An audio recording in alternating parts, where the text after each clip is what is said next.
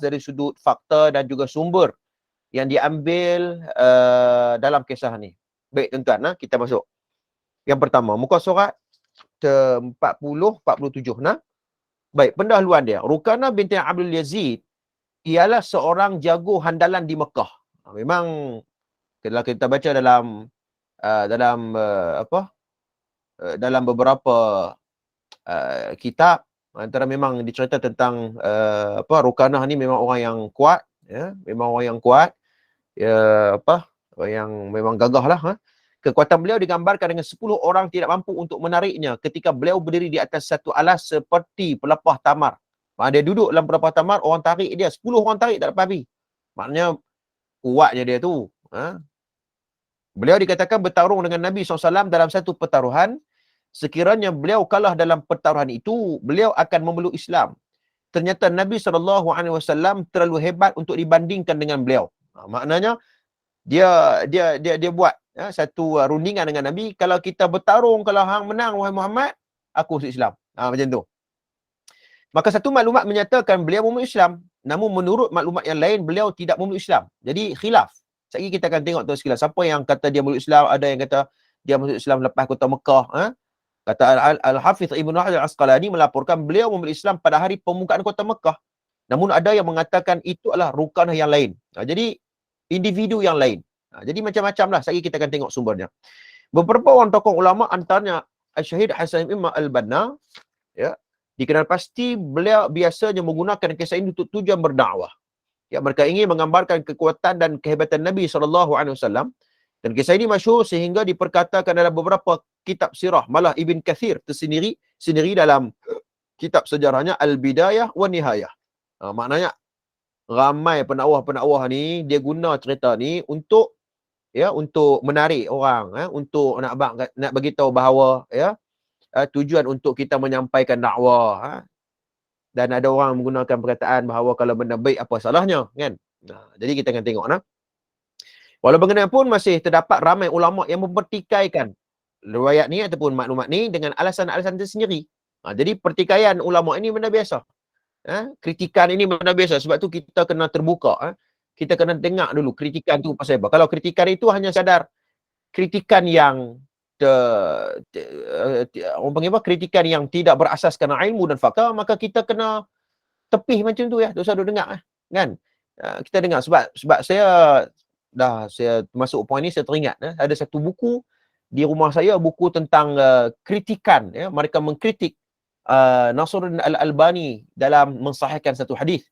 Kan antara kritikan yang mereka kritik ialah Albani tidak berguru. Kan? Jadi bila saya tengok antara sebabnya yang tu, saya kira bahawa saya rasa ini tidak ada nilai ilmiah, ya. Walaupun berguru tu memang salah satu daripada cara untuk kita nak detect dan nak kesan bahawa dia belajar daripada mana, siapa gurunya. Tapi yang paling penting adalah penghujahan Albani itu. Istilah-istilah yang digunakan, pengistilahan yang digunakan oleh Nasruddin Al-Albani, yang tu yang kita kena tengok yang paling utamanya. Kan? Tak kiralah kalau dia bagaimana keadaan sekalipun, tetapi pengujahan ulama. Jadi kita kena dengar kritikan tu. Macam itulah cerita dia. Jadi kembali kepada perbahasan ni, ya, para ulama mengkritik cerita tentang Rukanah ni dia bergaduh dengan Nabi SAW. Ya. Walaupun begitu, masih ulama yang mempertikaikan sumber ini. Satu kajian mesti dilakukan bukan bertujuan untuk merendahkan dakwah Nabi, sebaliknya ingin mencari kebenaran. Sebab tu di antara salah satu sifat para ulama yang Rabbani, ya, mereka bersifat insaf. Insaf ni bukan bermaksud bertaubat. Tak, insaf ni maksudnya mereka nak cari kebenaran. Ya, mencari kebenaran itu. Ya, kalau kebenaran itu datang bukan daripada kumpulan kita kena adil dalam menyatakan kebenaran. Sebab hari ni ada orang bila hanya sebut tentang kebenaran, dia mesti datang daripada kumpulan kita saja. Mesti syekh kita saja, tok guru kita saja. Ya, kalau bukan daripada orang lain, maknanya kebenaran itu bukan daripada kumpulan dia, maka dia kata salah dan sebagainya. Itu yang kita tidak mahu. Kan? Hatta tokoh yang kita kagumi, tokoh yang kita sanjungi, kan, kadang-kadang dia melakukan kesalahan, maka kita kena nyatakan kesalahan tersebut. Begitu. Kita kena sifat adil dan mu'tadil ataupun insaf. Ini sifat para ulama yang Rabbani. Dia tak kira siapa pun boleh melakukan ihtimal bainal khata' was shawab. Baik. Beberapa persoalan menyebabkan kajian ini berlaku diperincikan antaranya. Ada dua. Pertama, ya, benarkah Nabi SAW pernah bertaruh untuk membawa orang kepada Islam? Ya, ini kerana maklumat dalam kisah Rukanah menyatakan beliau bertaruh 300 ekor kambing dengan baginda sekiranya beliau kalah. Dia sampai macam tu sekali. Ya, kalau kalah juga, ya, aku akan bagi dekat hang wahai Muhammad 300 ekor kambing. Betul ke cerita ni? Ya. Yang kedua, sekiranya Rukanah benar-benar seorang yang kuat sebagaimana digambarkan, di mana peranan beliau memeluk Islam. Jadi sahabat kot kalau dia memeluk Islam, takkanlah banyak cerita-cerita, takkanlah kisah tentang Rukanah ni, ya, binti Abdul Yazid ni, ya, tak didengari selepas dia masuk Islam. Dalam peperangan Badar, perang Uhud, berpuluh perang ada dalam Islam. Kenapa tidak ada nama-nama ini? Jadi benda-benda yang begini kadang-kadang kita perlu kita soal kembali, ya, sebab ini dia orang yang bukan orang biasa. Dah disebut tentang dia seorang yang gagah perkasa. Pastinya peranan beliau untuk mempertahankan Islam, siri peperangan demi peperangan itu mesti akan ditunjukkan oleh para ulama. Mesti disebut dalam kitab At-Tarikh. Ya, mesti akan disebut dalam kitab Ma'rifatus Sahabah oleh Ibn Manda, disebut dalam Thiqat oleh Ibn Hibban, mesti juga disebut dalam kitab-kitab Ma'rifatus Sahabah oleh Abu Nu'aim al-Asbahani dan sebagainya, ketokohannya. Sebab tu ada orang mempertikaikan baru ni cerita tentang apa yang saya sentuh kot pada pertemuan lepas, iaitu Imam Rifa'i, ya. Imam Rifa'i itu yang salam dengan Nabi itu, kita sudah sebut tentang kesahihan cerita tersebut. Ya, kalaulah betul kisah Imam Rifa'i salam dengan Nabi SAW, itu kisah yang benar, kisah yang besar, tuan-tuan. Bukan orang biasa, bukan cerita kecil-kecil ni. Rasulullah suar tangan kot. Jadi ini cerita yang besar, pastinya akan dirakam dalam kitab-kitab yang besar. Ya, maka tidak terdapat dalam kitab-kitab yang besar. Ini membuktikan bahawa kisah itu perlu diteliti kembali, ya, dari sudut sumber dan sebagainya. Baik, ini persoalan yang ditimbulkan oleh pengarang kitab kita ni. Baik, kita tengok tuan-tuan sumber kisah ni. Yang pertama, tuan-tuan, beberapa orang ulama dikenal telah merakamkan kisah ini dalam kitab mereka masing-masing, termasuk Tirmizi dan Abu Daud. Sebab tu saya tak ada nak respon soalan yang dinukilkan oleh sahabat kita ni dalam grup WhatsApp tu tentang Al-Hakim Naisaburi dalam Mustadrak ala Sahihain. Saya tak sempat nak saya baca sambil lalu ada dah idea tu, tapi nak fokus, nak balas tu saya memerlukan, maknanya nak kena fokus sikit lagi, ya. Jadi tak pelik, ya. Riwayat-riwayat yang terkandung dalam Tirmizi, Abu Daud, bahkan dalam Muwatta pun kadang-kadang ada yang bermasalah. Kan? Sebab tu perlu dilihat dari sudut pengkajian ataupun penelitian kembali. Begitu. Jadi tak pelik kata, ustaz, dalam Sunan Tirmizi kot, takkan dalam Tirmizi pun tak ada riwayat yang dhaif. Ya, kita jawab ya. Kerana manusia tidak terlepas daripada melakukan kesalahan. Apatah lagi dalam Mustadrak Al-Hakim, nanti kita akan bahas tuntas sekalian. Baik, antara kitab yang menceritakan tentang kisah di atas, yang pertama, tuan-tuan tengok. Ini kaedah para ulama, ya, apabila mereka alhamdulillah clear dan jelas, kena refresh phone. Ya. Alhamdulillah jelas, kan. Jadi ini kaedah para ulama, apabila mereka nak menghukum sesuatu periwayatan, mesti mereka mengumpul semua riwayat. Mereka kena kumpul semua sumber-sumber yang ada dalam kitab-kitab sunnah. Mesti kita kena kumpul. Barulah kita tahu mana satu sanad-sanad yang bermasalah, mana satu sanad yang boleh menyokong antara satu sama lain dan sebagainya. Baik, kita tengok yang pertama, Jami' At-Tirmizi, ya, karangan karya Abu Isa Muhammad bin Isa bin Surah, 279 Hijrah. Pada hadis ni tuan-tuan boleh tengok dalam babul libas, ya, iaitu haddatsana Qutaibah haddatsana Muhammad bin Rabi'ah an Abi Hasan Al-Asqalani an Abi Ja'far bin Muhammad bin Rukanah bin Abi anna Rukanah sara'an Nabi. Sara'a ni maknanya pada Rukanah ni bertumbuk dengan Nabi, bertarung dengan Nabi. Dia cerita dia, pada sesungguhnya Rukanah telah bergusti dengan Nabi SAW. Lalu baginda SAW berjaya mengalahkannya. Nabi berjaya. Di dalam riwayat Tirmizi. Rukanah berkata, saya mendengar Nabi SAW bersabda, sesungguhnya perbezaan antara kita dengan orang musyrik ialah serban di atas kopiah. Kata dia, yang beza serban dengan kopiah. Kan? Maknanya dalam sebagai riwayat lain ialah Rukanah dia bermeluk Islam. Tak apa, yang tu dulu kita nak contoh. Kita nak sebut bahawa ada dalam Jami' Tirmizi. Yang kedua daripada Sunan Abi Daud. Ya, Abu Daud Sulaiman bin Al-Ash Sajistani Al-Azdi 275 Hijrah. Ya, dan dalam Kitabul Libas juga, dalam Sunan Abi Daud pun ada apa dia riwayat yang sama, tuan-tuan boleh tengoklah. Yang ketiga dalam Mustadrak ala Sahihain oleh Abu Abdullah bin Muhammad Abdullah Al-Hakim Naisaburi 405 Hijrah. Pun dalam cerita yang sama dalam kitab Ma'rifatus Sahabah. Tuan-tuan, saya nak sebut bahawa dalam Mustadrak ala Sahihain, tuan-tuan, Mustadrak ni apa? Seperti mana yang kita sebut pada pertemuan lepas. Mustadrak ni ialah satu kitab yang menghimpunkan hadis-hadis yang tidak terdapat dalam Sahih Bukhari dan Sahih Muslim, tetapi menepati syarat-syarat yang dinukilkan oleh Bukhari dan Muslim. Jadi Al-Hakim Naisaburi ni, tuan-tuan, dia bawa keluar hadis-hadis. Oh, rupanya ada lagi hadis lain. Tuan-tuan, sedikit maklumat tentang Mustadrak ni. Nanti saya akan jawab secara perinci dalam WhatsApp nanti. Saya tak ada fokus. Cuma saya nak sebut secara umum. Ya, para ulama mengkritik Al-Hakim Naisaburi, hadis-hadis yang terdapat di dalam Mustadrak. Ya, mereka mengkritik. Ya, antaranya mereka mengatakan bahawa Al-Hakim memasukkan hadis yang terlampau lemah dalam Mustadrak Al-Hakim. Mereka pengkaji hadis, para ulama nuqad, para ulama rijal, apabila mereka melihat hadis-hadis yang terkandung dalam kitab Mustadrak ala Sahihain, mereka mendapati bahawa Al-Hakim memasuki hadis-hadis yang palsu. Hadis-hadis, bahkan hadis yang terlampau lemah, syadidud dhaif dalam Mustadrak. Ya, hal ini pernah disebut oleh Al-Imam Az-Zahabi. Imam Zahabi menolak pandangan Al-Hakim ini dan menyatakan bahawa kedua datangkan satu hadis, contohnya tentang Quran diturunkan dengan kemegahan seperti keadaan burung. Ini hadis itu, matan hadis itu. Mafhumnya, ya, Al-Quran diturunkan dengan kemegahan seperti keadaan burung. Ini hadis mafhum dalam Mustadrak Al-Hakim. Al-Hakim kata sanadnya sahih dan mereka tidak mengeluarkannya. Makna sanadnya sahih. Al-Hakim kata. Az-Zahabi apabila dia menilai balik hadis ni, ya, Az-Zahabi kata apa? Az-Zahabi menolak pandangan Al-Hakim. Dia kata mana boleh sahih? Sanadnya tidak sahih kerana dalam sanad hadis ni terdapat dua orang perawi yang bernama Muhammad bin Abdul Aziz dan Bakar ibn Abdullah. Dua-dua lemah. Dua-dua lemah. Maknanya Az-Zahabi kata begitu.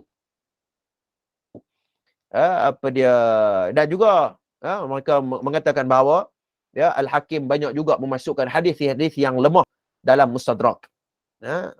Ada yang hadis menilai mursal, Az-Zahabi menilai mursal, Hakim kata sahih, tapi Az-Zahabi kata tak sahih kerana mursal.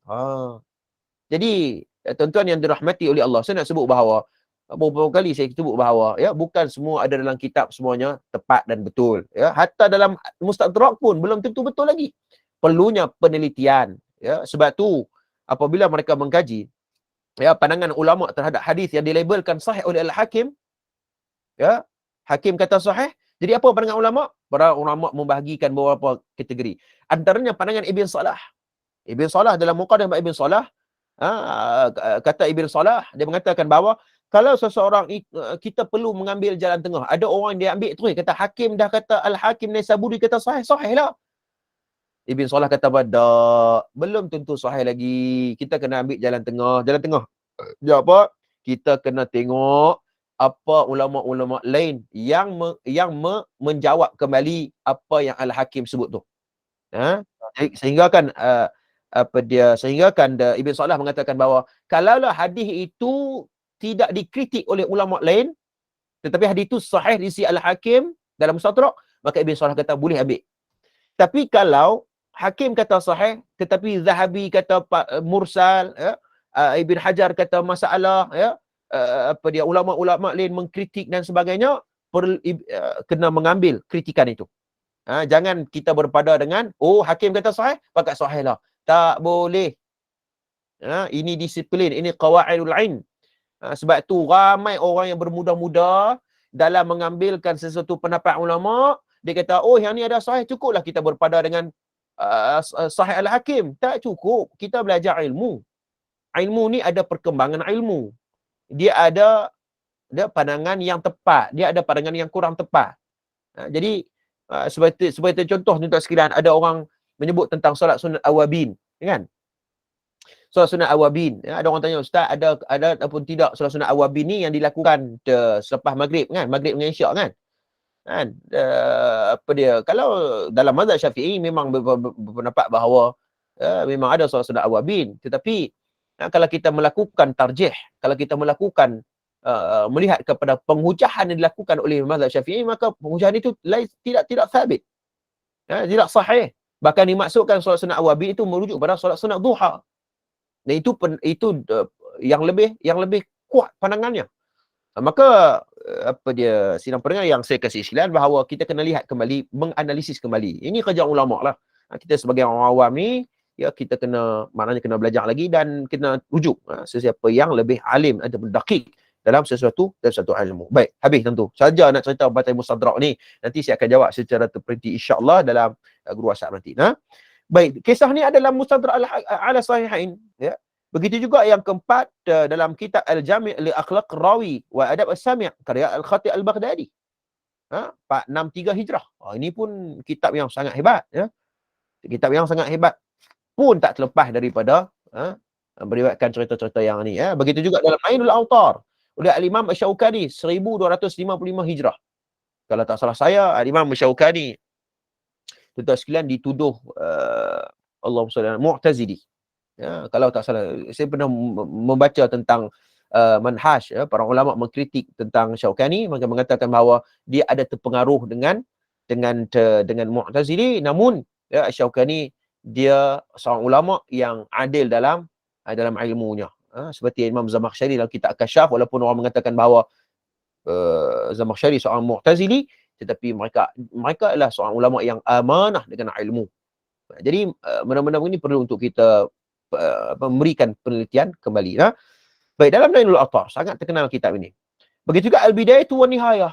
Kitab ni lagi hebat ni. Kitab karangan Al-Hafiz Ismail Umar Al-Khatib Al-Kathir. Al-Hafiz Ibn Kathir. 774 Hijrah. Cerita yang panjang. Ya, dan okey, sekejap. Muka surat 52 dikeluarkan oleh Ibn Kathir dalam Bidayah wa Nihayah. Tuan-tuan boleh tengok muka surat 53, 52, 53. Dan tuan-tuan tengok muka surat 54 tu apa yang Ibn Zahabi nukilkan. Wa qad rawa Abu Daud Tirmizi min hadits Abi Al-Hasan Al-Asqalani an Abi Ja'far bin Muhammad bin Rukanah an Abi. Ini Ibn Kathir. Sebab tu Ibn Kathir ni tuan-tuan, kalau dia berkeluar satu riwayat dia, kadang-kadang dia memberi, ya, dia memberi komentar-komentar, dia himpunkan komentar-komentar ulama. Dia kata, dia nukilkan, dia kata kisah ini turut diriwayatkan oleh Abu Daud dan Tirmizi dari hadis Abu Hasan Al-Asqalani daripada Abu Ja'far Muhammad bin Rukanah. Maknanya dia nukilkan dua orang individu ni. Ya, sesungguhnya Rukanah telah berlawan dengan Nabi, lalu baginda memenangi. Tirmizi memberikan komentar haditsun gharib. Satu maklumat kita dapat bahawa hadis ni Imam Tirmizi kata haditsun gharib, dan kami tidak mengenali siapa Abu Hasan dan siapa Ibn Rukanah. Maknanya Tirmizi menukilkan dua orang individu yang bermasalah dalam riwayat ni. Yang pertama, saya ulang sekali lagi, ialah siapa? Ialah Abu Al-Hasan ataupun Abi Al-Hasan Al-Asqalani. Yang kedua, Abu Ibn Rukanah. Dua orang individu yang dikeluarkan oleh Ibn Tirmizi. Sekali kita akan tengok tuan-tuan. Begitu juga lah cerita-cerita khususnya. Yang ketujuh, Sirah Al-Zahabiyah, ya, oleh Imam Turhuni Al-Qahirah, ya, pun cerita yang sama, tuan-tuan. Dan tuan-tuan tengok muka surat 57 tu, Imam Turhuni membahaskan kedudukan hal ini secara panjang lebar. Beliau mengemukakan beberapa pandangan ulama yang mensahihkan dan menolak kisah ini. Ya, secara umumnya beliau kelihatan bersetuju dengan kisah ini, namun begitu beliau tidak memasukkan dengan baik maklumat ulama yang menolak kesahihan kisah ini, sehingga menyebabkan penilaian tidak sempurna. Ada kemungkinan beliau tidak mahu membincangkan demi mengelakkan perbahasan menjadi terlalu panjang. Maknanya ada seorang ulama yang setuju kisah ni ada, Imam Turhuni, dia kata ada, dan apabila orang mengkaji tentang penghujatan Imam Turhuni yang mengatakan bahawa yang membenarkan kisah ini, maka melihat penghujatan dia tidak adil. Maknanya tidak tidak teliti. Begitu ayatnya. Tidak teliti dalam mereka membenarkan termasuk Imam Turhuni, ya. Apabila mereka melihat kembali ulama-ulama yang kritik pun bukan orang biasa-biasa. Ulama-ulama besar juga yang mengkritikkan cerita ini. Baik, tengok rumusan sumber. Pandangan Ibn Kathir sedikit keliru. Beliau menyatakan nama orang yang bertarung dengan Nabi SAW ialah Yazid bin Rukanah. Sedangkan menurut kebanyakan ulama, nama sebenarnya ialah Rukanah bin Yazid. Tengok tuan-tuan. Sebab tu Ibn Kathir pun tak terlepas daripada tersilap. Dia terbalik. Nama dia terbalik. Bukannya Yazid bin Rukanah. Sebenarnya Rukanah bin Yazid. Jadi tuan-tuan, kesilapan itu benda yang biasa. Jangan kita orang kata apa, jangan kita ni memaksumkan ulama. Sebab tu tuan-tuan, bagaimana kita nak pastikan aku Ibn Kathir betul ya, dia kata Yazid bin Rukanah. Sebab tu kita kata bahawa ulama-ulama kita sudah menyusun kitab-kitab rijal. Kitab-kitab rijal seperti Al-Thiqat oleh Ibn Hibban yang wafat sekitar tahun 965 Hijrah. Tuan-tuan boleh tengok nama dia. Ibn Hibban kata apa? Rakanah bin Abdul Yazid bin Hashim bin Abdul Muttalib bin Muttalib bin Abdul Manaf bin Qasi bin Kilab bin Kilab bin Murrah. Ini Ibn Hibban dalam Al-Thiqat. Ya, bahkan Ibn Hibban mengatakan bahawa dia meninggal dunia, mata Rakana fil awal wilayatul Muawiyah bin Abi Sufyan. Ketika mana Abu Sufyan menjadi khalifah, dia wafat waktu tu. Jadi maklumat tentang rijal tu sudah ada. Begitu juga tuan-tuan kalau tengok dalam kitab Ibn Manda dalam Ma'rifatus Sahabah yang wafat sekitar 1004 Hijrah, mengatakan Rukanah bin Abdul Yazid, ini nama yang sebenarnya, bin Abdul Manaf Al-Quraisy. Ya, ini nama sebenarnya. Kita boleh tengok juga dalam kitab Mujam As-Sahabi atau Mu'jam As-Sahabah oleh Al-Imam Al-Baghawi yang wafat 1122 Hijrah, yang mengatakan Rukanah bin Abdul Yazid Al-Hilali. Ya, ini semua kitab-kitab rijal. Ya, dan kita boleh tengok juga dalam kitab Ibn Athir, ya, dalam Asadul Ghabah. Kitab ni sangat terkenal tuan-tuan. Orang yang belajar ilmu takhrijul hadis, dia akan jumpa kitab ni, Asadul Ghabah, ya, fi Ma'rifatus Sahabah, ya, yang mengatakan bahawa Rukanah bin Abdul Yazid. Maka kita dapat pastikan bahawa nama yang sebenarnya ialah Rukanah bin Abdul Yazid, bukannya Yazid bin Rukanah seperti mana yang dinukilkan oleh Ibn Kathir dalam Bidayah wa Nihayah. Jadi kita katakan bahawa Ibn Kathir keliru. Bila kita kata Ibn Kathir keliru, bukan kita kata bahawa hang lebih pandai daripada Ibn Kathir, bukan cakap macam tu. Kan? Yang ni payahlah duk ming cakap macam tu. Hang lagi pandai mazhab Syafi'i no. Hang daripada hang bahasa Arab pun tunggal langgang. Duk ming kira macam tu, jenuhlah. Yang kata macam tu bukan orang biasa pun, orang hebat juga. Seperti mana yang saya sebut tadi ni, ulama-ulama yang membetulkan maklumat yang ada dalam kitab Bidayah wa Nihayah karangan Ibn Kathir. Jadi zaman sekarang zaman ilmu, kita melihat kepada pengujahan, kita melihat kepada analisis, kita melihat kepada fakta, bukan melihat kepada siapa hang, siapa aku. Jenuhlah tuan-tuan. Duk macam tu. Kan? Baik, yang kedua, sikap Nabi SAW menerima pertaruhan daripada Rukanah menimbulkan keraguan dalam kalangan ulama. Ulama fikir bahawa takkan Nabi sanggup terima kot boleh bergaduh dengan Rukanah ni, kan, bertarung kot atas tujuan dakwah, kan. Mustahil Nabi sanggup buat macam tu kerana tujuan dakwah ni buat benda baik, kerana bergaduh ni benda yang tidak baik, kan. Kerana Nabi SAW tidak akan melakukan sesuatu perkara yang haram meskipun bertujuan baik, meskipun bertujuan baik. Sebab tu dalam satu kaedah fiqih yang sangat terkenal, al-ghayah tubirru al-wasilah. Matlamat menghalalkan cara. Para ulama mengkaji tentang kaedah usul fiqh ini. Satu kaedah al-ghayah tubirru al-wasilah. Kaedah ini kaedah yang batil.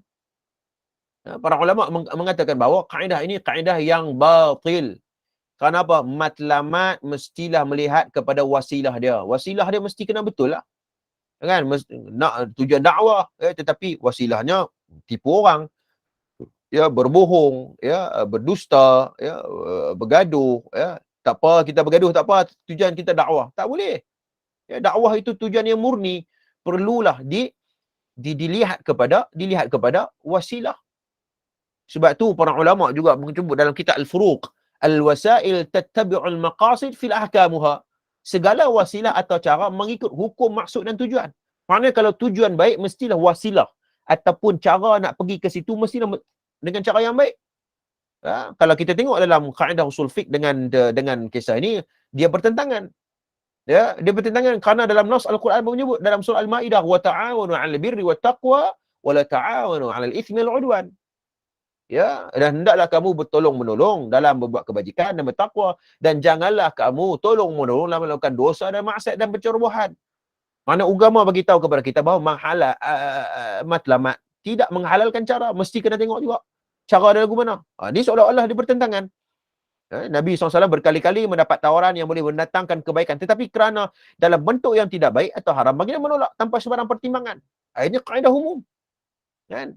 Tuan-tuan boleh tengok saja bagaimana dalam kitab Ar-Rahiqul Makhtum Mubarakfuri, ketika mana ada orang panggil Arab miskin Mekah buat rundingan dengan Nabi, sehingga mereka mengatakan bahawa, wahai Muhammad, apa yang nak bagi tahu kami akan lakukan. Perempuan ke, jawatan ke, kedudukan ke, wang emas ke, sebagainya. Nabi kata, dah, aku bukan nak yang tu.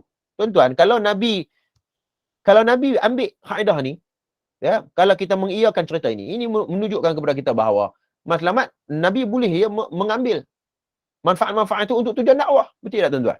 Tapi tidak. Ya, Nabi tidak buat begitu kerana nak menunjukkan bahawa wasilah itu pun penting, ya, untuk mendapai matlamat tu. Maknanya begitu. Terdapat beberapa perbezaan riwayat jika diperhatikan kepada beberapa sumber yang ada. Ada riwayat yang menunjukkan Rukanah memeluk Islam selepas itu, sedang ada maklumat mengatakan Rukanah tidak memeluk Islam. Ini perbezaan di kalangan para ulama. Ya, maka mengatakan bahawa ada sebagian ulama mengatakan bahawa bila nak Rukanah bertumbuk dengan Nabi, ya, lepas itu Rukanah masuk Islam. Dan ada juga mengatakan dah, ya, dia bukan memeluk Islam kerana ada tercatat dalam kitab-kitab rijal, dan hal ini disebut oleh Al-Hafiz Ibn Hajar Al-Asqalani menjelaskan bahawa, ya, Rukanah tidak memeluk Islam. Ya, sebaliknya beliau memeluk Islam semasa pembukaan kota Mekah, Fathul Mekah. Jadi ini bertentangan dengan sejarah. Riwayat ni yang mengatakan Rukanah bila bergaduh dengan Nabi dia memeluk Islam, itu bertentangan dengan sejarah. Ya, kerana terdapat dalam kitab-kitab rijal. Ibn Hajar kata begitu. Fathul Mekah dia memeluk Islam. Ini para sahabat semua tahu cerita ini. Ya, pada awalnya beliau sendiri mengkritik kisah perkelahian tersebut. Ibn Hajar sendiri mengkritik cerita ini. Tulisan Al-Hafiz ini dinyatakan dalam bahagian berikutnya. Baik, kita tengok tuan-tuan. Muka surat 59. Pendapat ulama mengenai serta kisah ini. Baru kita nak tengok pengujahan dia macam mana. Sebab tu bila kita ulumul hadis, maka kita kena exercise akademik kita. Academic exercise. Baru kita reflect dengan isu-isu yang berlaku. Pertama, Imam Tirmidzi selepas membawakan hadis tersebut dalam kitab Al-Jami'-nya, beliau akhirnya memberikan komentar Abu Isa. Tuan-tuan, Abu Isa tu siapa? Abu Isa tu Imam Tirmidzi lah. Tapi yang sangat terkenal disebutkan Imam Tirmidzi. Abu Isa ialah Imam Tirmidzi. Jangan kita Abu Isa mana pula dah. Tadi kata Imam Tirmidzi ni Abu Isa Imam Tirmidzi. Abu Isa rahimahullahu ta'ala berkata hadis ini gharib. Mana bawa tuan-tuan? Gharib. Tuan-tuan, dan sanadnya tidak kuat. Laisa quwwah. Tuan-tuan, apa maksud gharib? Nanti kita akan masuk dalam ulumul hadis. Gharib sebagai ringkasnya, kata Imam Al-Baiquni dalam kitab Al-Manzumah Al-Baiquniyah, wa qul gharibun ma rawa rawin faqat. Wa qul gharibun ma rawa rawin faqat. Yang bermaksud hadis gharib itu ialah rawi hadis yang mana diriwayatkan oleh seorang perawi saja. Para ulama apabila membahaskan definisi itu, mereka mengatakan bahawa, ya, gharib di sini adalah mana-mana tabaqat ataupun mana-mana tingkatan, sama ada tingkatan para sahabat ke, tabi'in ke, atau tabi'in ke, kalaulah mana-mana tabaqat diriwayatkan oleh seorang perawi. Seorang perawi. Maka itu disebut sebagai haditsun gharib. Haditsun gharib. Tak apa, nanti jangan duk pening-pening tuan-tuan. Nanti kita akan pergi satu persatu. Apa maksud hadis gharib? Apa hukum hadis gharib? Para ulama hadis mengatakan bahawa hadis gharib ini dia boleh jadi hasan, dia boleh jadi sahih, dan dia juga boleh jadi dhaif, bergantung kepada sanad tu. Bergantung kepada sanad. Kita kena tengok sanad dia. Ya, jika yang meriwayatkan dari thiqah dan menepati syarat-syarat penerimaan satu hadis, maka hadis itu boleh jadi hasan li ghairih.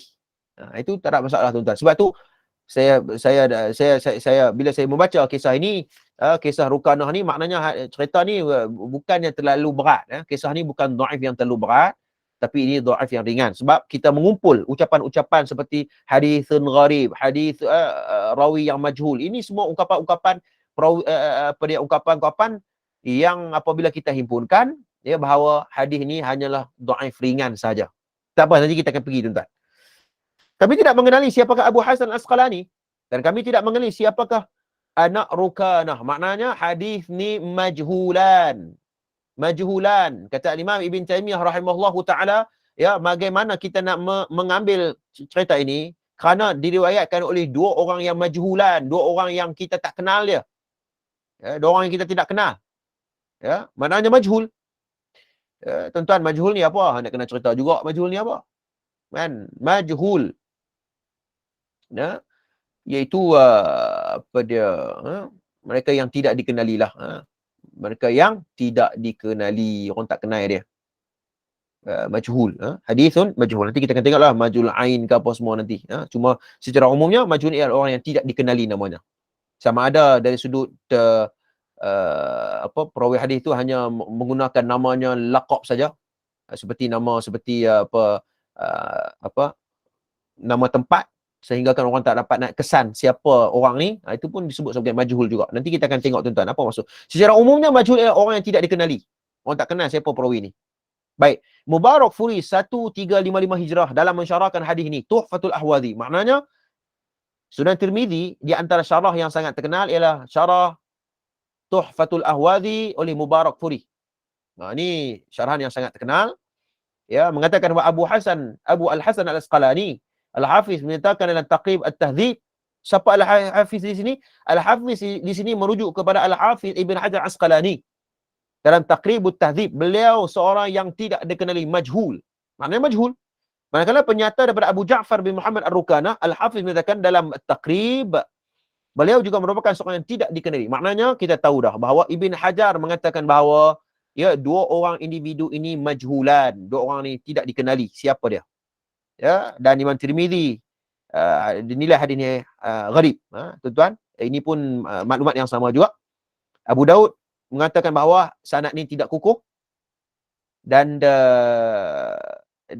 Al-Ala Abu Tayyib Muhammad Syams Al-Haq Al-Azim Al-Abadi, beliau dalam mensyarahkan Sunan Abi Daud, Al-Aun Al-Ma'bud, Aun Al-Ma'bud, tuan-tuan, syarahan yang terkenal dalam Sunan Abu Daud ialah Aunul Al-Ma'bud. Sebab tu kalau kita nak tengok syarahan yang maknanya, kalau kita nak memahami hadis-hadis itu mengikut kefahaman para ulama, kena tengok syarahan dia. Kita tak boleh nak, orang kata apa, tak boleh nak baca satu hadis Bukhari lepas tu kita faham ikut akal kita, tak boleh. Mesti kena tengok syarahan-syarahan para ulama. Abu Daud mesti kena lihat Aunul Ma'bud. Tirmizi melihat kepada Tuhfatul Ahwazi. Baik, Tirmizi merekodkan hadis ni, beliau menyatakan hadis ni gharib. Kerana sanadnya laisa quwwah, muka surat 60.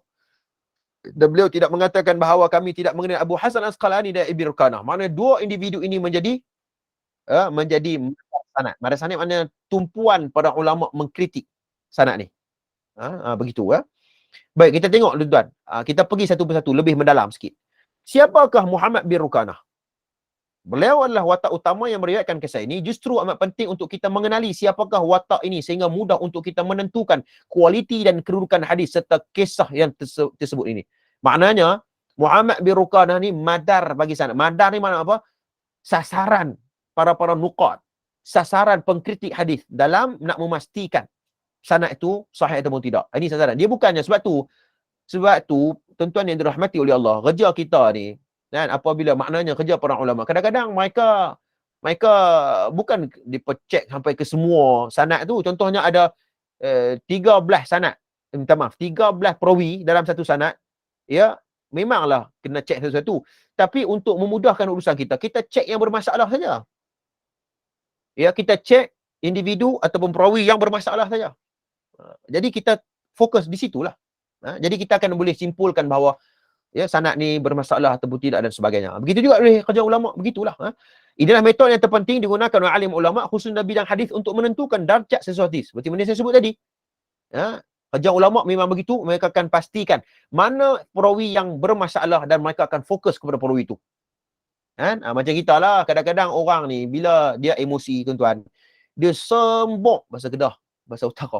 Dia sembok sampai dia ni nak cakap apa ni? Apa yang idea dia nak sampaikan? Orang yang rasional, dia akan pastikan, oh isu ni yang dia perjuangkan. Oh yang tu saja dia punya isu yang dia bangkitkan. Jadi kita fokus tentang isu tu. Kita selesai tentang isu tu. Itu mahal al-ibtida' disebut oleh ulama usul. Apa yang dibincangkan. Baik, Muhammad bin Rukanah, Abu Hatim Muhammad ibn Hibban bin Ahmad bin At-Tami al-Busti dalam Al-Thiqat.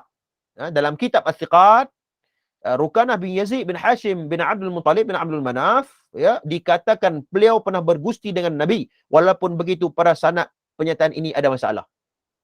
Ibn Hibban dia nukil juga, dia kata, aku bisa dengar lah cerita ni pasal Rukanah ni dia memang dia bergaduh dengan Nabi, tapi sanad ni bermasalah.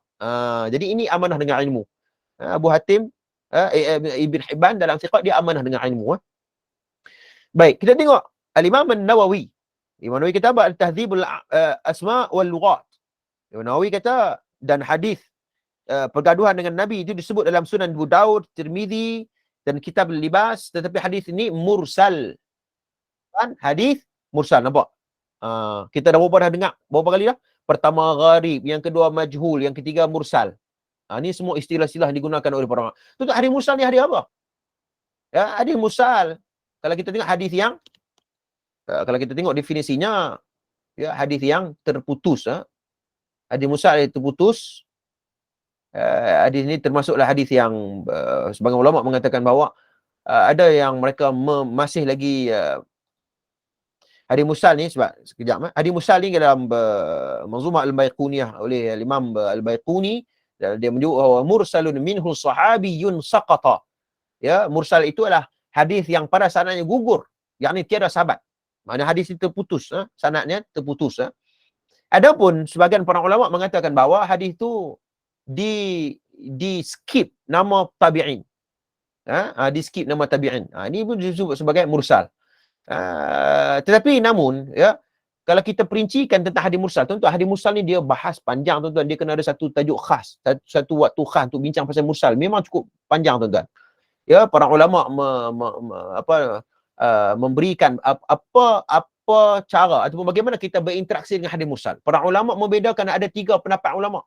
Pertama, untuk sekali hadis mursal yang sahih boleh dijadikan hujah secara mutlak. Ini disebut oleh Imam Abu Hanifah, Imam Malik, Imam Abu Hanifah dan Imam Malik. Sebab tu baru ni saya apa dia orang panggil, berbincang dengan seorang pelajar PhD, ya, dia mengkaji tentang bagaimana metodologi pengujahan Imam Baihaqi berkaitan dengan hadis mursal dalam kitab Sunan Kubra. Saya pun walaupun dalam bidang hadis, saya pun mana kita tahu semua kan. Hatta dalam bidang hadis pun mana kita tahu semua. Sebab tu jangan kita menabik dada bahawa aku sudah ada PhD, aku sudah ada alim, dah mengaji semua, aku dah tahu semua. No. Kan? Hatta kata Abu Hatim Al-Auni hafizallahu taala, di kalangan para ulama hadis pun ada dia alim dalam bidang rijal saja. Mungkin dia tak alim dalam bidang naqdul hadis. Mungkin dia power naqdul hadis tapi dia tak power dalam bidang mukhtalif hadis. Begitulah. Maknanya jangan kita menabik dada. Jangan kita rasa bahawa ustaz semua kena boleh jawab. No. Kan? Kena kata tak tahu bila benda tu tidak tahu maklumat. So ini amanah. Jadi bila saya berbincang dengan seorang pelajar PhD itu berkaitan dengan Imam Baihaqi, dia masih lagi memasuk hadis mursal dalam Sunan Kubra, dia mengkaji. Ya, sebab tu apabila kita melihat kepada penghukuman bagi hadis mursal, ini para ulama berbeza pendapat. Maka ada 3. Pertama, mereka mengambil secara mutlak boleh mursal, tetapi syaratnya mursal yang sahih. Yang kedua, para ulama seperti ulama usul fiqh khususnya, mereka hadis mursal hadis ialah dhaif, tidak boleh dijadikan hujah secara mutlak. Tidak boleh. Hadis mursal mereka mengatakan bahawa hadis mursal hadis yang terputus sanadnya. Tak boleh. Yang ketiga, mereka menerima hadis mursal tetapi bersyarat. Ya, hal ini pernah disebut oleh Imam Syafi'i dalam kitab Ar-Risalah. Yang seperti mana yang kita belajar dalam ilmu ulumul hadis. Ya, dalam ilmu hadis itu cerita tentang bagaimana kaedah para ulama seperti Imam Syafi'i, beliau masih lagi menggunakan hadis mursal.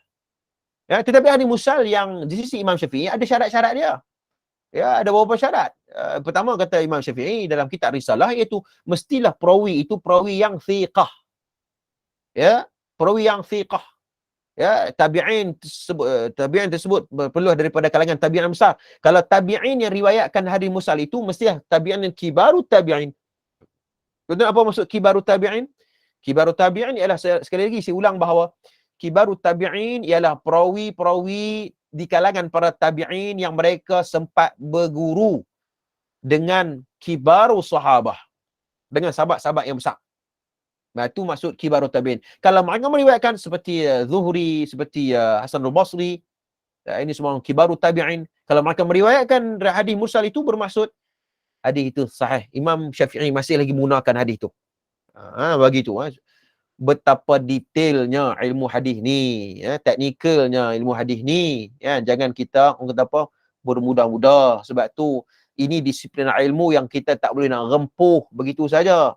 Ya, ada qawaidul ilm, ya. Baik.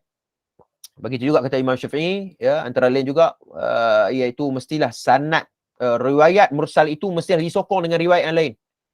Boleh Imam Syafi'i letak syarat macam tu. Hadis mursal ada riwayat yang lain yang sokong hadis mursal tu. Hak tu boleh di sisi Imam Syafi'i.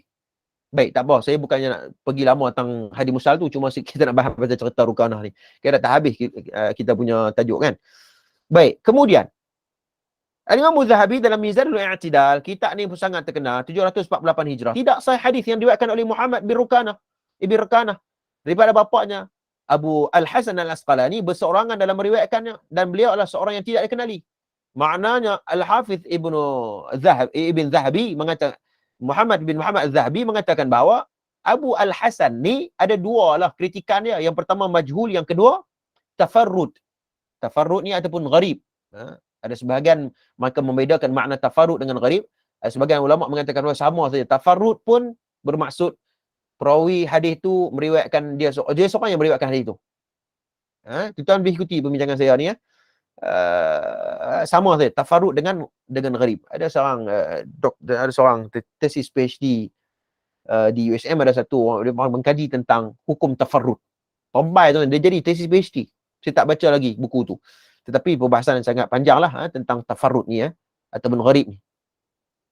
Baik, kemudian Az-Zahabi menambah, Abu Ja'far bin Muhammad Rukanah Al-Muttalibi, daripada bapanya sesungguhnya Rukanah telah berkelahi dengan Nabi Muhammad SAW, ya, dan Abu Rukanah ini tidak dikenali, dan beliau mengatakan bahawa siapa Abu Rukanah, siapa Abu Al-Hasan, maknanya majhul. Majhul. Baik. Ibn Hajar Al-Asqalani dalam Taqribut Tahdzib, saya rasa bahawa ni pun maklumat yang sama. Mereka mengatakan bahawa dua orang individu yang bermasalah ini, Rukanah dengan Abu Hasan Al-Asqalani, Abu Al-Hasan Al-Asqalani majhul. Begitu juga dalam kitab Talkhis Al-Habir oleh Ibn Hajar pun mengatakan begitu, gharib dan sanad yang tidak kuat, ya, mursal. Ni ya ucapan-ucapan dia tuan-tuan. Muka surat 62 tu, muka surat 62. Ya, baik. Okey, Sa'id bin Jubair nak bertemu dengan Rukanah. Ya. Jadi baik. Yang mengatakan sebab pemursal ni sebab kita boleh tengok Al-Hafiz Ibnu Al-Asqalani mengatakan bahawa Sa'id bin Jubair tak pernah bertemu dengan Rukanah. Itu yang disebutkan mursal. Jadi macam mana hadis ini boleh kata bersambung, kerana Sa'id bin Jubair dalam kitab Rijal tidak pernah bertemu dengan Rukanah, Abi Rukanah. Jadi ini di antara juruhan para ulama. Lihat dalam muka surat 63, Abu Nu'aim Al-Asbahani dalam Ma'rifatus Sahabah, ya, mengatakan bahawa hadis ni memang bermasalah, dhaif. Ya, apa dia, Al-Hafiz Abdul Ghani bin Sa'id mengatakan hadis ini tidak kuat, ya. Dan dia kata tidak kuat, ya. Dan muka surat 63 tu tuan boleh tengok Al-Hafiz Ibn Al-Asqalani dan Tahdzibut Tahdzib pun dengan ucapan yang sama. Ya, kita skip lah sebab dia keputusannya macam tu saja. Majhul, gharib, mursal. Asy-Syaukani dalam Nailul Attar dia mengatakan bahawa tidak dikenali, majhul. Baik, muka surat 64 tuan boleh tengok bagaimana dinukilkan ucapan Al-Hafiz, mengatakan sanad ini sahih dengan Sa'id bin Jabir, tetapi Sa'id tidak pernah berjumpa dengan Rukanah. Al-Baihaqi mengatakan riwayat ini mursal. Maknanya mursal. Sebab tu tuan-tuan, baru ni ada timbul satu persoalan. ada orang kata bahawa sanad bermasalah tapi maknanya elok. Saya tak faham. Kalau sanad bermasalah maknanya elok, bolehkah kita boleh jadi hujah? Kalau tanya saya, no, tak boleh. Kerana kedua-dua ini mesti ada kaitan, sanad dan matan. Kan? Sanad bermasalah, ustaz, tapi matannya elok, matannya bagus, matannya bermanfaat untuk dakwah, manfaatnya untuk Islam. Jadi kenapa perlu buang perkara itu? Saya kata bahawa kaedah mana dia ambil? Saya pun tak pasti. Kalau ada kaedah tu, datangkan saya nak check balik. Ya? Betul atau tak? Kalau betul, kita nak pastikanlah betul-betul maklumat tersebut. Sebab kalau kata bahawa sanad itu bermasalah, tapi maknanya betul, maknanya sahih, perlu disokong dengan nas Al-Quran. Ya, perlu disokong dengan nas ataupun hadis-hadis yang riwayat yang lain yang lebih sahih. Itu tak ada masalah. Ya. Jadi masalahnya ialah dia menggunakan kaedah itu lalu seolah-olah membolehkan, seolah-olah menolak sanad. Orang mengkritikan sanad ataupun ilmu rijal, ilmu jarh wa ta'dil, seolah-olah mereka merempuh disiplin ilmu itu. Jadi itu saya kira bahawa kalau ada kita dengar ucapan-ucapan begitu, kita nak tanya, ambil daripada mana kaedah tu? Ya, ulama mana yang sebut dan kitab apa yang sebut? Kita kena check balik. Ya. Betul ataupun tidak. Ya. Okey. Begitu. Jadi kemudian, kata Abu Nu'aim al-Asbahani dalam Ma'rifatus Sahabah pun mengatakan begitu, mengatakan bahawa, ya, muka surat 65 tu, mengatakan bahawa Abu Rukanah bermasalah dan sebagainya. Jadi, kesimpulannya, kita boleh tengok kesimpulannya. Tidak syak lagi kisah pergaduhan yang berlaku antara Nabi dengan Rukanah diriwayatkan dari sumber yang lemah dan tidak boleh dipercayai. Rumusan, tuan-tuan tengok. Terdapat perawi yang majhul, Abu Al-Hasan Al-Asqalani, muka surat 66, dan Muhammad bin Rukanah bin Abdul Aziz Al-Muttalibi, majhul. Maknanya orang. Ya, terdapat unsur yang meragukan iaitu wujud pertaruhan antara Nabi dan Rukanah, sedang mustahil baginda berbuat demikian kerana sangat menjaga kesihatan dakwah. Nabi membawa dakwah, membawa akhlak. Nabi berdakwah membawa tamadun, membawa akhlak, bukannya untuk mementingkan, ya, hanya sekadar matlamat saja tetapi tidak melihat kepada wasilah. Sebab tu saya sudah bahas dalam kaedah usul fiqh tadi ni, ya, iaitu matlamat tidak menghalalkan cara. Matlamat elok, cara tu pun mesti kena elok juga. Ya, cara tu mesti kena elok. Ini kaedah Islam. Islam ni bukannya ilmu saja. Islam ni juga membawa thamaratul ilm, kesan kepada akhlak. Itu ilmu, itu Islam. Tuan-tuan, jangan kita faham sebab tu ada orang yang kita duk belajar ilmu kritik-kritik ni kan. Jadi salah satu daripada kritik kita juga kena jaga, ada akhlak. Sebab tu saya kadang-kadang minta maaf, kadang-kadang ustaz-ustaz sunnah dia pun bila dia ada pengucahan tu kan, dia punya kritik tu sampai tak tahulah, sampai tidak menjaga akhlak. Saya kira bahawa akhlak mesti nombor satu, yang kedua ilmu dan fakta itu mesti diperjuangkan. Itu dua benda ni perlu kita kena ambil beratlah. Baik, terdapat ramai ulama Ibn Hibban, Tirmizi, Ibn Nawawi, Zahabi, Syaukani menolak kisah ini. Ya, dan poin yang keempat, meskipun begitu tidak dinafikan wujudnya sahabat Nabi Muhammad SAW bernama Rukanah yang terkenal dengan hadis berkaitan perceraian, namun ia tidak dikaitkan dengan pergaduhan dengan Nabi SAW. Ada tuan-tuan, cerita pasal saya sudah membuat semakan, memang ada hadis tentang Rukanah. Rukanah dia pernah cerai, dia bergaduh dengan isteri dia, kan? Kemudian dia sebut tentang talak 3 kot, kalau tak salah 3 ataupun 1. Jadi kita tengok balik hadis tu. Kemudian dia pergi bagi tahu kat Nabi. Nabi dia pergi mengadu dekat Nabi, ya Rasulullah, aku sudah cerai isteri aku. Kemudian Nabi tanya, ada kembalilah, ada perbahasan dia tentang hadis tentang, sebab hadis tentang Rukanah tentang perceraian memang sangat terkenal. Para fuqaha apabila bahas tentang nikah dan rujuk, mereka akan melihat kepada hadis Rukanah ni. Memang hadis ini memang yang sahih. Baik, kesimpulannya seperti mana yang telah diterangkan oleh Al-Quran dan hadis Nabi adalah seorang Rasul yang mengajak ke arah Islam dengan menggunakan dalil ala basirah, bukannya kekuatan fizikal. Maknanya, tuan-tuan sekalian, kita dapat simpulkan, kalau tanya saya, hadis riwayat ini bukan riwayat yang palsu, dan riwayat ini bukan riwayat yang terlalu dhaif, ya, dan riwayat ini riwayat yang dhaif yang ringan. Ya, kerana majhul, mursal dan begitu saja. Adapun kalau hadis itu majhul, kalau ada riwayat yang lain, ya, ada riwayat yang lain yang menyokong riwayat tersebut, dia boleh jadi naik jadi hasan li ghairi. Saya kena amanah dengan ilmu. Ya, dia jadi naik di hasan li ghairi. Tapi masalahnya hadis ni hanya gharib, tafarrud, satu saja. Ya, hadis ni kita simpulkan bahawa hadis ni lemah. dhaif ringan. Dhaif ringan. Dhaif ringan. Jadi dhaif ringan ni kaedah dia para ulama menyebut, Ibn Taymiyah pun kata macam tu, Ibn Hajar pun kata begitu. Dalam bab fadail boleh lagi untuk kita cerita. Tapi kena habaqlah dhaif tu. Kan? Dan juga kalau kita faham bahawa hadis dhaif ringan, tetapi ia bercanggah dengan akhlak Nabi. Ya, bahawa jadi kita tak payah, seeloknya tak payahlah kita buat cerita ni. Kan? Sebab dia bercanggah dengan dakwah Nabi SAW, dengan nilai yang Nabi bawa dalam hadis-hadis yang lain tentang nilai tentang silaturahim, tentang pergaduhan. Sebab tu para fuqaha apabila membahaskan tentang apa hukum kita ni masuk dalam pertandingan yang bergusti tu. Betul tak? Bergusti yang tumbuk muka sampai pecah tu kan.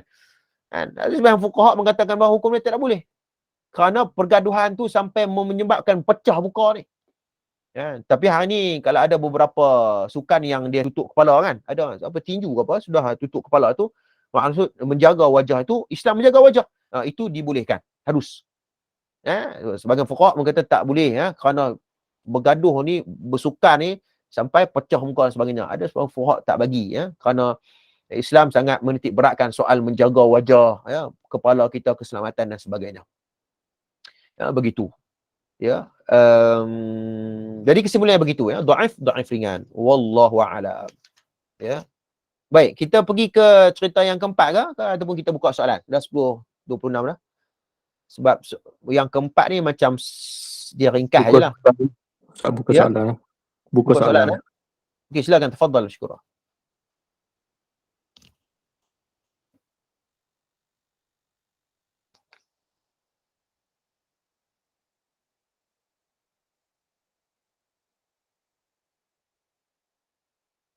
Tuan jelas ke apa yang saya sebut tadi ni, maknanya tak sangkut-sangkut tak?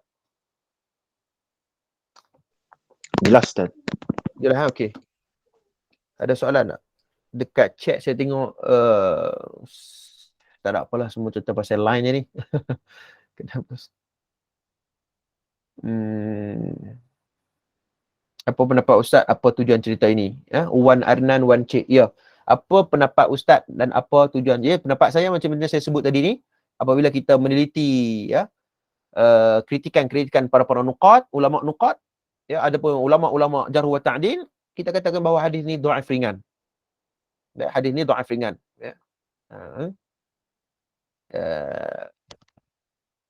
Betul lah tu tajuk buku ni kan, kisah-kisah tidak sahih di meja penceramah. Maknanya kita dhaif. Kalau dhaif ni tuan sekalian, para ulama bahawa bagaimana interaksinya, kita laisal jazam. Laisal jazam ni maksudnya kita tak boleh nak jazam bahawa cerita ni betul-betul berlaku. Itu maksudnya. Dan ia tak boleh menjadi sumber hukum. Ya. Itu istilah yang sangat penting. Laisal jazam. Tak boleh kita nak sabit tunggu, memang cerita ni betul daripada Nabi. Alasannya apa? Dhaif ringan ya Ustaz. Dhaif ringan pun kalau tidak disokong dengan riwayat lain, tak boleh. Dia tetap jadi dhaif ringan. Betul tak? Jadi begitu. Jadi apa tujuan cerita ini? Apa tujuan cerita ini? Ya, apa tujuan cerita ini ya? Jadi kita katakan bahawa cerita ni memang tujuannya ialah, maknanya ialah kadang-kadang mereka tersilap menukilkan ya. Cerita-cerita yang tidak sahih dan sebagainya. Benda tu biasalah, ulama manusia juga. Sebab tu baru ni ada orang sebut tentang cerita pasal Imam Rifa'i, sekali lagi saya sebut Imam Rifa'i yang yang mendokong cerita ni. Mereka mengatakan bahawa As-Suyuti sendiri ada dalam kitabnya. Kita katakan bahawa bukan semua ada dalam kitab tu. Betul. As-Suyuti sendiri pun dikritik oleh para ulama selepas itu. Begitulah. Baik. Nik Hafizul Amin, Assalamualaikum Ustaz. Bolehkah dua ulama hadis yang yang pertengahan dan bersenahan mempunyai pendapat yang berbeza? Ya, boleh. Memang ada. Ya, memang ada. Ya, di kalangan mu'tadilin pun ada, di kalangan mereka yang berbeza pendapat. Tetapi kita sebagai ulama yang itu orang awam ni ataupun pada pengkaji hadis ni, tuan sekalian yang paling penting perlu melihat kepada penghujahan. Sebab tu apabila kita ni ada dalam satu ilmu jarh wa ta'dil, dalam satu bab, apabila jarah yang umum ya jarhu yang umum ataupun kritikan yang bersifat umum, dan kita jumpa pula kritikan yang bersifat khusus. Okey? Bertentangan ni. Maknanya yang mana satu kita nak ikut ni? Kita kena tengok yang kritikan yang bersifat khusus. Kita kena aulakan yang tu. Itulah kalau kita bertembung lah. Bertembung di antara kritikan-kritikan para ulama ni. Benda tu biasa, tuan-tuan akan jumpa satu ilmu al-jarh wa ta'dil, dia sangat detail. Ucapan-ucapan. Sebab tu kita kena tengok ucapan ulama tu apa. Sebab tu saya kajian master saya berkaitan dengan takhrij ni tuan-tuan. Doktor supervisor saya bila ditanya tentang kenapa ustaz kata macam ni. Jam dia. Kan? Kenapa ustaz kata macam ni? Saya kena fikir balik. Sebab ulama yang menyebut perkataan begitu. Okey, tak apa. Ustaz ada hujah. Okey, ustaz pegang hujah tu. Jadi macam itulah. Maknanya kita ada alasan.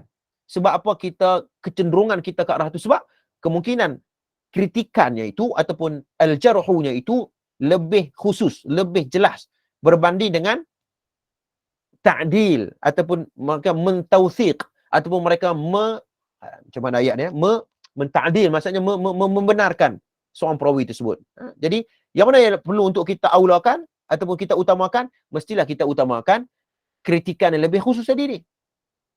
Contoh kritikan yang lebih khusus apa? Contohnya budak perawi ini melakukan tadlis, ghalat dalam hafalan, tak ingat dalam hafalannya, tak syab dalam hafalan, tidak dhabit dan sebagainya. Itu semua kritikan-kritikan yang jelas.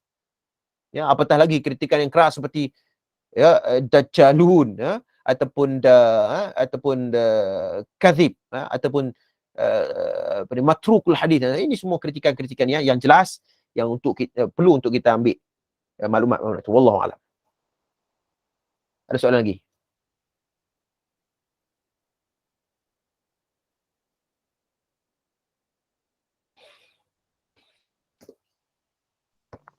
Assalamualaikum Ustaz.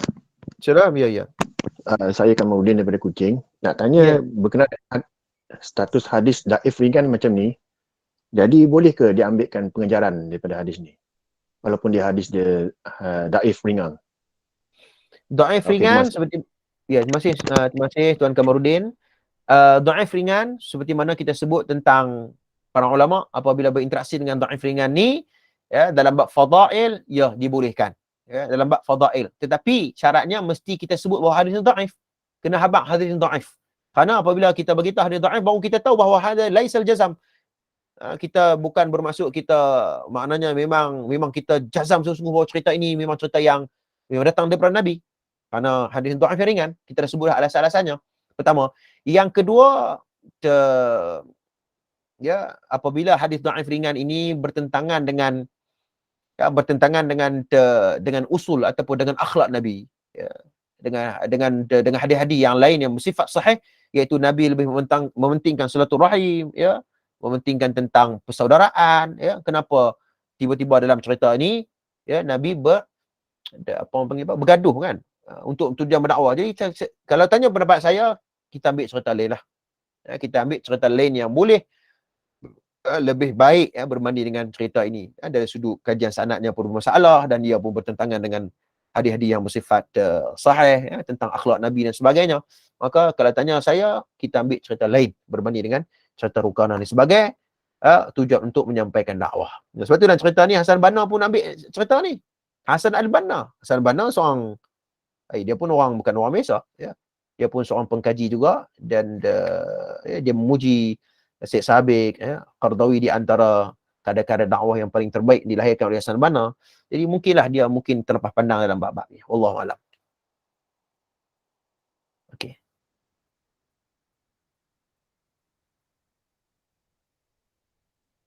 Ada lagi tak? Okey. Assalamualaikum. Waalaikumsalam. Okey, jawapan yang jelas Ustaz. Satu lagi, adakah perawi yang berakidah Syiah ditolak kerana sama sekali? Kerana saya pernah melihat orang yang membuat list nama perawi Syiah yang ada dalam Sahih Bukhari dan Muslim. Betul. Kalau tak salah, Maulana Asri pun pernah bahas cerita ni. Iaitu perawi Syiah yang terdapat dalam Sahih Bukhari. Memang betul, memang ada. Tetapi sebab tu saya katakan bahawa ulama hadis tentang sangat objektif. Apa maksud objektif? Objektif maksudnya apa? para ulama hadis ini mereka akan pastikan ya apa alasan dia ataupun apa ilmu, apa pengujahan, apa idea yang disampaikan itu. Ya, sehingga kan dia daripada ulama Syiah sekalipun, perawi Syiah sekalipun, ya, tetapi kalau disebut periwayatannya dia tidak berbohong. Periwayatannya dia tidak terpengaruh dengan ideologi Syiah, maka dibolehkan untuk mengambil hatta daripada seorang perawi yang berideologi Syiah. Saya nak sebut bahawa sangat objektif ulama hadis. Sampai macam tu. Jadi makna kata bahawa sebab tu saya memang memang tak salah lah tuan-tuan berada dalam ilmu hadis ni, tuan-tuan belajar ilmu hadis ni supaya nak mendidik kita ni menjadi seorang yang objektif dalam menilai, rasional dalam menjadi satu. Jadi soalannya ialah selagi mana perawi Syiah itu tidak membawa ideologinya, tidak mempengaruhi dia, dan dia tidak berbohong di atas nama Nabi, maka kita boleh ambil periwayatan dia. Okey, wallahu a'lam. Assalamualaikum. Waalaikumsalam Ustaz. Selain dari kisah Gusti ini, ada lagi ke kisah-kisah yang tidak sahih dalam Al-Bidayah wa Nihayah Ibn Katsir? Sebab kitab ini adalah sumber utama tafsirah. Ya, memang ada. Dalam kitab Ibn Katsir pun ada kitab-kitab yang kisah-kisah yang tidak sahih, ya. Hatta Ibn Katsir pun, ya. Jangan kita memaksumkan Bidayah wa Nihayah tu, ya. Ibn Katsir pun ada, terdapat hadis-hadis, bahkan hadis-hadis yang riwayat yang bermasalah pun ada dalam Ibn Katsir, ya. Biasalah tuan-tuan sekalian. Tetapi Ibn Katsir ni, satu, kita kena puji bahawa beliau memang sangat ulama yang besar, dan dia kalau kadang-kadang bila dia datangkan riwayat yang bermasalah, dia datangkan sebab maaf, Ibn Katsir kadang-kadang bila dia datangkan sesuatu periwayatan, kemudian dia datangkan nukilan-nukilan ulama nuqat, seperti mana yang kita sebut ni dalam buku ni, kan? Dia datangkan Imam Tirmizi kata apa, dia datangkan Abu Daud kata apa. Jadi dia amanah, dia datangkan cerita tu, kemudian dia buat ulasan. Ni Imam Tirmizi katalah cerita ni. Jadi kita ni, sebab tu ulama kitab-kitab yang besar tu, ya, dia memerlukan para ulama lah untuk maksudnya dia dah bentang maklumat. Okey, dia bentang dah maklumat, hangpa fikir sendiri. Macam tulah cerita dia kan. Dia bentang dah maklumat tu dia datangkan cerita, okey, yang ni cerita Rukanah dalam Bidayah wa Nihayah. Kemudian dia datang pula dinukilkan Ibn Tirmizi kata hadis ni gharib, hadis ni mursal, hadis ni apa majhul dan sebagainya. Lepas tu kerja ulama lah, kerja orang yang mendalami ilmu ni lah untuk dia cerita balik, oh kisah ni lagu ni, walaupun adalah Bidayah wa Nihayah, tapi ada ulama-ulama sebut komentar-komentar begitu. Jadi pengkaji hadis, para ulama hadis, para penuntut ilmu hadis, dia tahulah bagaimana nak berinteraksi dengan kisah-kisah yang bersifat begitu. Bukannya asal dalam kitab, dalam Bidayah wa Nihayah ada kot. Nampak dia tak belajar. Kan? Itu bermaksud dia ambil semua apa dalam kitab. Hatta dalam kitab, bukan dalam kitab, Facebook pun kitab, tuan. Facebook. Kan? Ini pun kitab juga. Jadi kita sebagai ini zaman teknologi ni, kita kena tapislah lihat kepada pengujahan ulama. Wallahu a'lam. Ada lagi tak? Ya. Hatta dalam Muwatta' pun tuan sekalian, hatta dalam Muwatta' Imam Malik pun bukan semua yang sahih, ya. Ada yang tidak sahih dan lemah. Begitulah. Kita bukannya lebih pandai daripada Imam Malik, ya, tetapi ya kita melihat kepada pengucahan itu. Wallahu a'lam.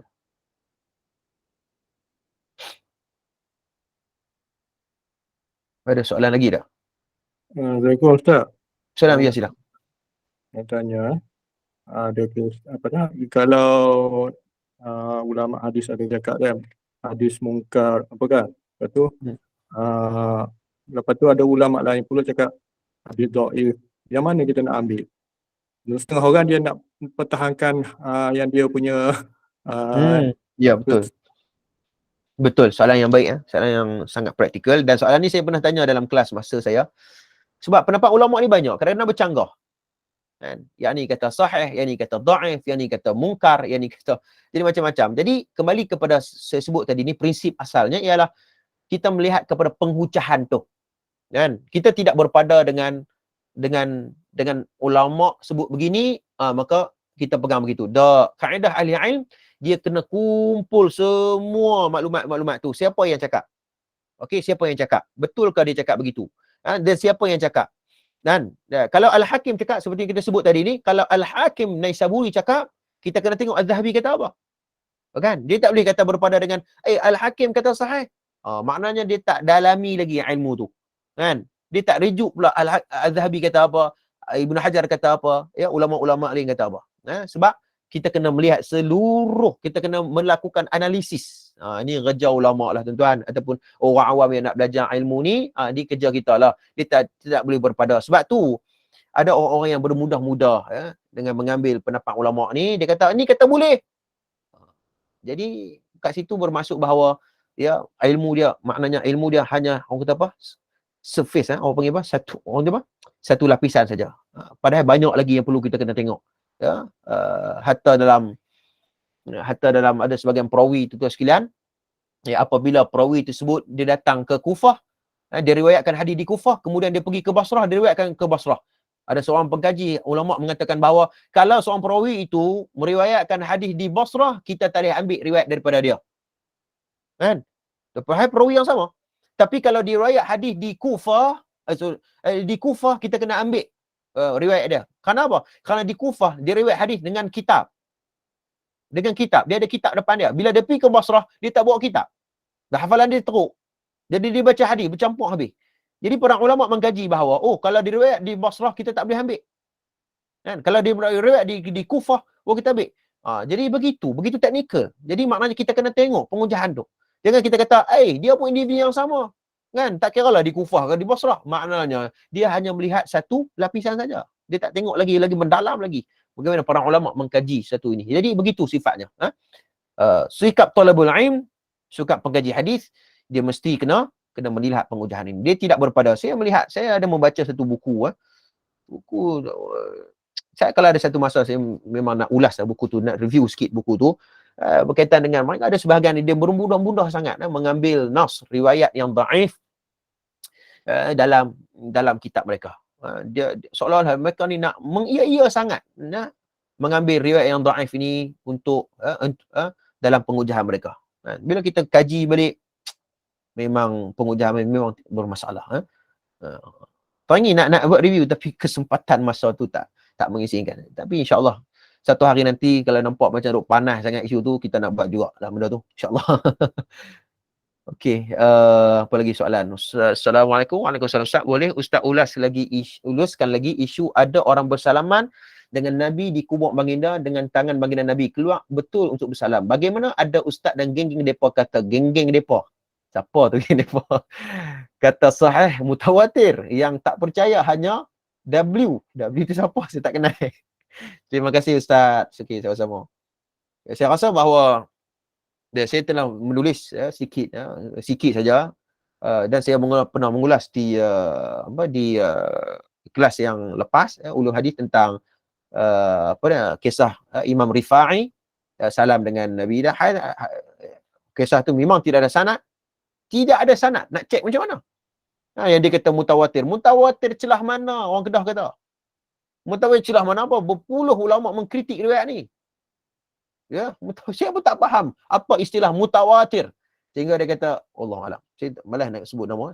Ada sebagian mengatakan bahawa tidak ada satu golongan W pun yang mengkritik riwayat ini. Boy. Kan? Saya pun pening juga. Macam mana dia boleh kata macam tu? Tak tahulah. Mungkin kat depan tu mungkin golongan yang semua sekepala dengan dia kot. Kan? Jadi sekarang ni, dunia sekarang ni, dunia sangat terbuka. Ya? Orang boleh tengok dan orang boleh kaji balik. Dan ucapan itu ucapan yang tidak amanah. Saya kira bahawa tidak amanah. Kerana banyak lagi ulama-ulama yang mengkritik riwayat itu. Antaranya ialah Al-Imam Al-Laqnawi. Mengkritik. Ada satu kitab khas mengkritik An-Naqdu. Naqdu tu mengkritik kisah tentang Imam Rifa'i bersalaman dengan ni. Dan Ibn Taymiyah kalau tak salah saya mengatakan bahawa ini adalah antara salah satu ajaran sufi yang ghulu. Batini yang ghulu.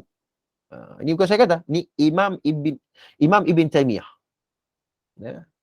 Dia datang daripada firqah sufi yang ghulu, yang ekstrim. Kita nak kata bahawa sufi ni, iyalah sufi boleh. Sufi ada ya sufi dalam Islam. Sufi ni tazkiyatun nufus, pembersihan jiwa, pembersihan hati, dan sebagainya. Sufi yang ghulu ni tak tahulah dia mengambil sumber daripada apa kita pun tidak pasti, tetapi ada ilmu yang berkaitan dengan tazkiyatun nufus, ambillah yang lebih sahih, ya, yang lebih jelas disebut oleh para ulama kita, ambillah yang tu, sebab tujuan ilmu tasawuf ni adalah ilmu tazkiyatun nufus, pembersihan jiwa, bersih daripada akhlak-akhlak yang tidak baik dan sebagainya. Itulah yang diajar oleh Nabi SAW. Kenapa yang terlalu ghulu sangat sampai bercanggah dengan nas yang lebih sahih, ya. Begitulah, wallahu a'lam. Ada lagi soalan? Assalamualaikum. Waalaikumsalam Ustaz. Saya nak tanya tentang kitab Muntaqab Hadis yang digunakan oleh Jemaah Tabligh tidak memperincikan tentang setiap hadis. Sebagai orang awam, bagaimana kita nak mencari kesahihan hadis yang didengar? Baik, Muntaqab Hadis, bahkan Tabligh, saya katakan bahawa Tabligh ni di antara salah satu gerakan Islam. Ya, gerakan Islam. Jadi gerakan Islam ni banyak, bukan Tabligh saja. Macam-macam lah. Kecenderungan orang tu tak sama. Ada orang dia jadi baik sebabkan dia ikut Jemaah Tabligh. Kita tak boleh nak salahkan dia. Walaupun ada orang mengkritik tentang pendekatan Jamaah Tabligh dan sebagainya, kita katakan bahawa Jamaah Tabligh ada sumbangan dia terhadap pembentukan Islam, kita kena berterima kasih juga kat dia, kan? Dan yalah, ramai duduk dalam Jamaah Tabligh tu, bukannya orang awam pun ada, orang ulama pun ada, ya, yang duduk dalam Jamaah Tabligh, ya. Kita tak boleh nak pukul semua. Jadi orang yang alim pun ada.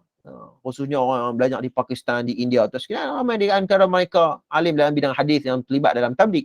Ya, tetapi kalau fokus kepada Muntaqab Hadis, ya, terdapat hadis-hadis yang lemah, ya, begitu juga dalam kitab Fadail Amal, ya, ada juga hadis-hadis yang lemah dan terlalu lemah dan sebagainya. Maka kita jawab tadi ni bahawa hadis yang terlalu lemah tak boleh menjadi hujah, tapi dia boleh jadi fadail saja. Betul lah tu, fadail. Kelebihan je lah, dengar bagi seronok telinga je lah. Tapi nak jadikan sebagai satu hujahan dalam ilmu syarak, itu tidak boleh. Begitu saja. Dan Muntaqab Hadis ni kalau tak salah saya ditulis untuk orang awam. Ya, ditulis untuk orang awam. Untuk orang awam ni maknanya kerja kita ni tak banyak. Orang awam ni kerja kita tak banyak. Sebab mungkin kesentukan masa dan sebagainya. Tapi kerja ada kitab-kitab yang ditulis untuk ulama, untuk ulama. Itu tak boleh ikuti lah perbincangan ni. Ada kitab-kitab ni ditulis oleh ulama, yang ditulis untuk ulama. Ya, contohnya tu sekalian, ya, kitab ditulis oleh Imam Bukhari. Itu orang biasa, kalau orang tidak tahu tuan-tuan sekalian, maka susah dia untuk dia mensyarahkan. Bukan orang biasa-biasa boleh mensyarahkan Sahih Bukhari. Kan? Tak boleh tuan-tuan, susah sebab dia ada sanadnya, dia ada terjematul babnya. Dia lebih, maknanya dia ada ulasan-ulasan para ulama dan sebagainya. Jadi ulasan-ulasan itu, sanad-sanad itu, ya, penyusunan bab itu semua ada nilainya di sisi pengkaji hadis. Adapun macam Muntaqab Hadis ataupun kitab-kitab hadis yang lain, dia hanya sebut tentang matan hadis saja, kan, tanpa meletakkan serta hadis dan sebagainya. Itu untuk orang awam yang tak maulah, bagi kita ni susah, kan. Tapi perkembangan ilmu hadis pada hari ini saya kira bahawa sangat baik, kerana hari ni apa-apun hadis kita nak tahu siapa statusnya, betul tak? Saya kira bahawa itu perkembangan yang cukup baik dalam ilmu hadis pada hari ni, khususnya di Malaysia. Hari ni, ya, apapun orang cakap, ustaz cakap pun kita nak tanya, apa status hadis ni? Bagus tu, kan? Ada orang, ustaz-ustaz kadang-kadang marah. Hang ni kira sikit-sikit tanya hadis ni sahih ke tak? Sahih ke tak? Eloklah orang tu tanya. Kalau tak tanya tak pergi, kan? Ustaz tu tah dia bawa kita ke mana pun tak tahu, kan? Eloklah tu bila tanya di mana dalilnya, apa rujukannya, suruh ustaz tu banyak kerja sikit. Bukannya ceramah saja, kan? Jadi saya kembali kepada perbahasan ni, maknanya Muntaqab Hadis ni salah ditulis oleh ulama untuk orang awam, ya, untuk orang awam, untuk kita ni, ya, untuk kita nak dengar tentang hadis-hadis yang bersifat fadail saja. Adapun kita nak pastikan kesahihan hadis ni, mesti kena rujuk pada ahli-alim dia lah. Dan hari ni seperti mana yang saya sebut pada pertemuan ulum hadis tu, ada kitab yang membahaskan tentang kaedah untuk kita mentakhrij. Tuan-tuan kena masuk kelas, tuan-tuan. Saya cadangkan tuan-tuan masuk kelas takhrijul hadis. Masuk kelas. Buatlah kelas. Kalau terletak hadis ada kelas takhrijul hadis, buat. Kita bincang tentang macam mana nak takhrij hadis ni. Macam tu. Pentinglah. Walaupun dia sangat teknikal, tapi okeylah. Lama kelamaan kita akan pakar. Dia kena buat takhrij hadis tu. Wallahu a'lam.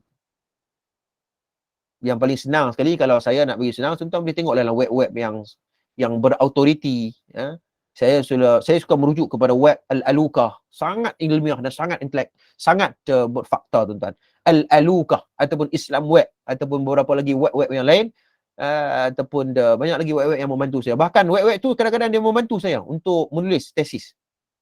Khususnya Al-Aluka. Saya sangat berterima kasih kepada yang mengendalikan web seperti Al-Aluka, kan? Jazakumullah khair. Dia sangat membantu saya punya kajian tesis dan sebagainya. Kita rujuk balik, ada kitab-kitab. Sebab tu para ulama sudah mengkaji dah benda tu. Cuma kita je nak kena buka balik. Baik.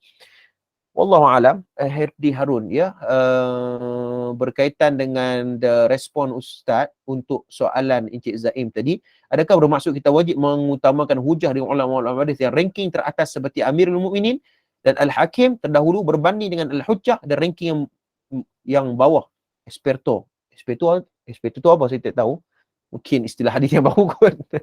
Al-Hafiz dan Musni, adakah ini satu kaedah? Ya, betul.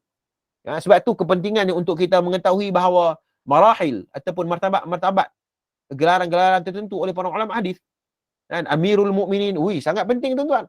Kalau Amirul Mukminin fil hadis seperti Sufyan bin Uyainah dan sebagainya, menghukum kesentuh perawi sekian-sekian, maknanya kalian pengkaji hadis mesti kena mengambil perhatian sungguh-sungguh terhadap ucapan-ucapan mereka. Terhadap ucapan-ucapan, khususnya Amirul Mukminin fil hadis. Betul. Soalan jawapan ni betul. Mesti kena tengok juga. Dia punya ranking dia. Wallahu a'lam. Okey lah Ustaz. Okey. Okey, saya rasa dekat tu dulu. Terima kasih semua. Saya mohon maaf sekali lagi kalau ada tersangkut ke apa-apa. Jadi insya-Allah diberikan kesempatan lagi, kita akan bertemu pada pertemuan akan datang, berkaitan dengan kita akan bincang, iaitu berkaitan dengan adakah umat Islam berpuasa ketika perang Badar. Saya dah baca sikit tajuk ini, sangat bagus. Dan kita akan bahas dari sudut sanad dan periwayatannya. Wallahu alam, dekat tu dulu. Terima kasih semua. Qul qauli hadza wa astaghfirullahal azim li wa lakum. Assalamualaikum warahmatullahi wabarakatuh. Waalaikumsalam warahmatullahi wabarakatuh. Baik, Ustaz. Jazakallahu khairan Ustaz. Afwan.